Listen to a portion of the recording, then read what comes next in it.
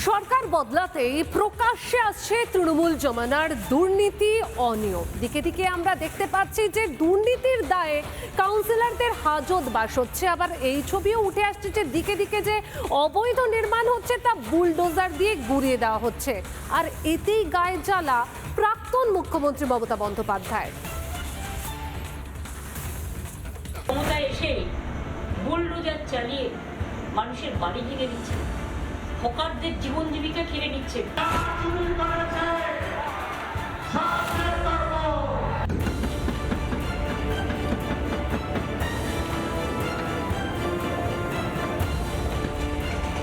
Bulldozer দাদার ডোজে বেজায় চটেছেন Mamata Banerjee. Facebook live করে সেই রাগের জানান দিলেন তিনি।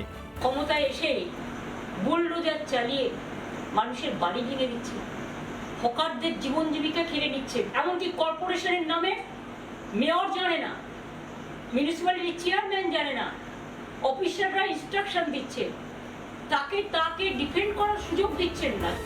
শুধু তৃণমূল নেতাদের অবৈধ নির্মাণ গুড়িয়ে দেওয়াই নয়, একের পর এক তৃণমূলের কীর্তিমান কাউন্সিলরকে গ্রেপ্তার করছে পুলিশ। তাতেও গা জ্বালা মমতার। প্রতিদিন আমাদের নির্বাচিত কাউন্সিলরদের অ্যারেস্ট করা হচ্ছে, মিউনিসিপ্যালিটি কাউন্সিলরদের অ্যারেস্ট করা হচ্ছে।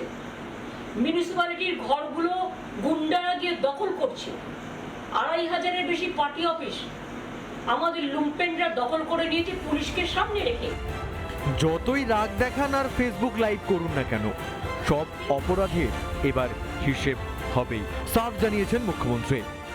কলকাতায় তো দেখেছেন আজকে জাভেদ খানের বেটা সোনা পাপ্পু, রাজু নস্কর মহানগরটা থেকে বেরোতে যায় না, আস্তে আস্তে আস্তে আস্তে সব হবে জাহাজ মালিকি হোগা।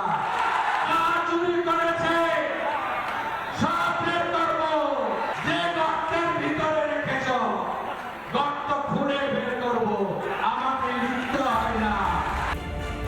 কান টানলেই মাথা আসে, তাই কি তৃণমূল নেত্রী ভয় পাচ্ছেন? কালীঘাট ঘনিষ্ঠ কাউন্সিলর, গুন্ডা, প্রভাবশালী পুলিশ কর্তারা ইতিমধ্যে জালে উঠেছে।